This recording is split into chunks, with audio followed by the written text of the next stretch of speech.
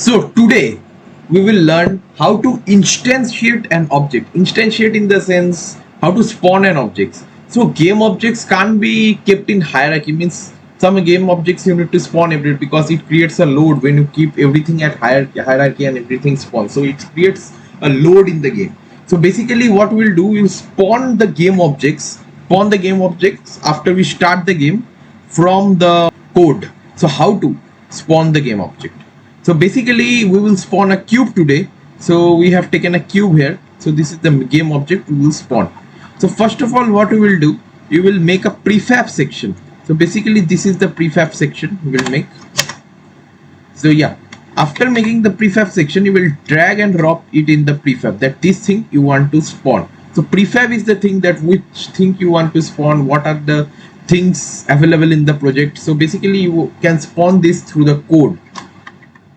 So we will, after keeping it as prefab, you can delete it from the scene. So no need in the scene because it will create an problem in the hierarchy. It will make the hierarchy untidy. So basically we will instantiate it. So the cube will spawn there. So basically I will keep it like that for better understanding. So yeah, this is our code. So we will delete that. So yeah, we will make the game objects. So as we have learned before, serialized field, private game object, cube prefab. So basically this is the object we will create, means this is the object we will spawn. So basically we make that field. Now we will make the field that which area to spawn, means what is will be the spawn point. So basically for that we will do transform. So transform means where is the position of the object, where it will spawn. So we will keep the name as spawn point. Yeah. After this we will do the spawn offset, like there will some 2f or 3f, which how far in front of the spawn point it will spawn, means how far will be the distance. So for that we will keep it uh, serialized field. Yeah. So make a habit of making this everything in serialized field because it get displays on the inspector also, and yeah, you means maximum times you have to keep it on serialized field rather than keeping everything on private or public. Public creates a problem because anybody can access from any code. So yeah, private void update.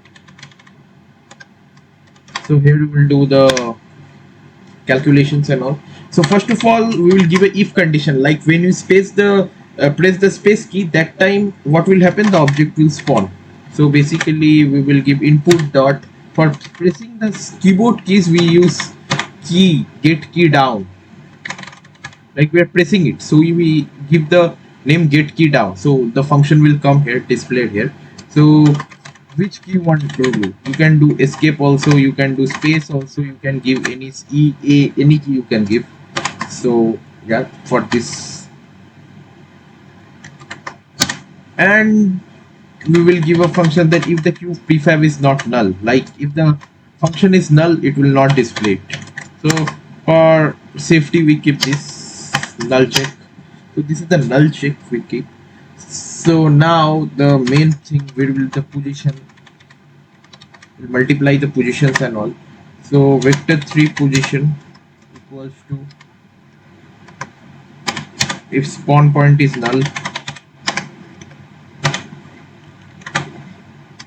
not equals to null, we'll give the bracket here because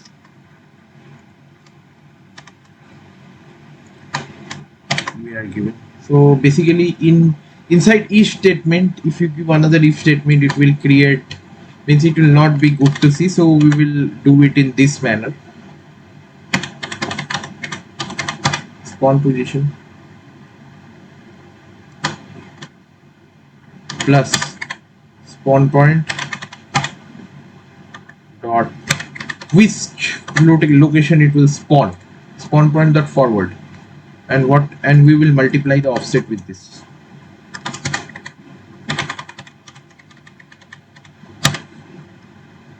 So yeah, so, and then we will give the new vector 3. So we will keep it down for better understanding. So what it will do, it will 0 1 0. So now after this calculation inside the object, so for spawning the object we will use the function instantiate. So this is the function instantiate. This is the function.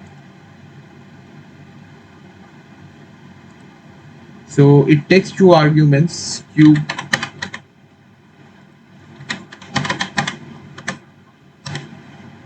prefab, what you want to spawn, what is the position, and the quaternion dot identity. When we give the position, we give every time this.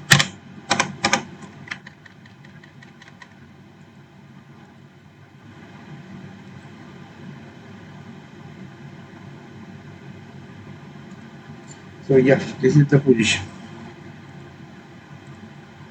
So we will keep it instantiate. Where we will instantiate it. So we will decrease the space prefab. So yeah, we will do reset the positions of the prefab as we have not resetted, and we will attach the code here. So for that, what does it want? The prefab of that. So basically we'll attach the prefab, the spawn point.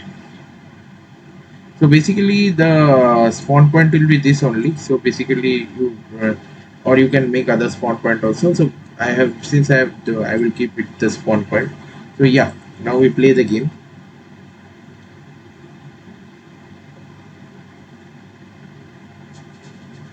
So now there is no cube. So basically when we'll press space, the cube will come at the position you gave. We gave the position 0 0 0. At that position the cube came.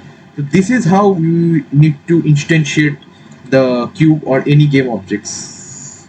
So basically this is the code we kept inside update. To make it more clean, we will right click it, we will do quick factor, we will do extract method.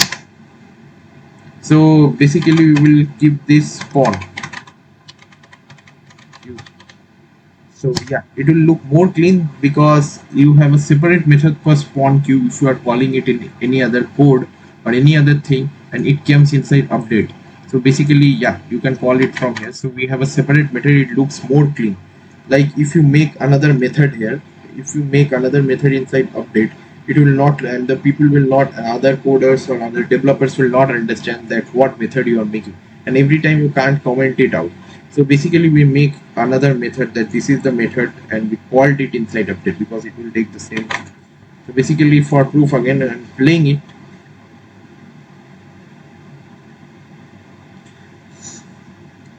So yeah, behavior is same, nothing changed because nothing needs to be changed because the functions are same, only just I called it inside. So this is how to spawn in game object. So in next video we will learn about how to, in the next video we'll decide by. So yeah, till then follow SV's Game Station.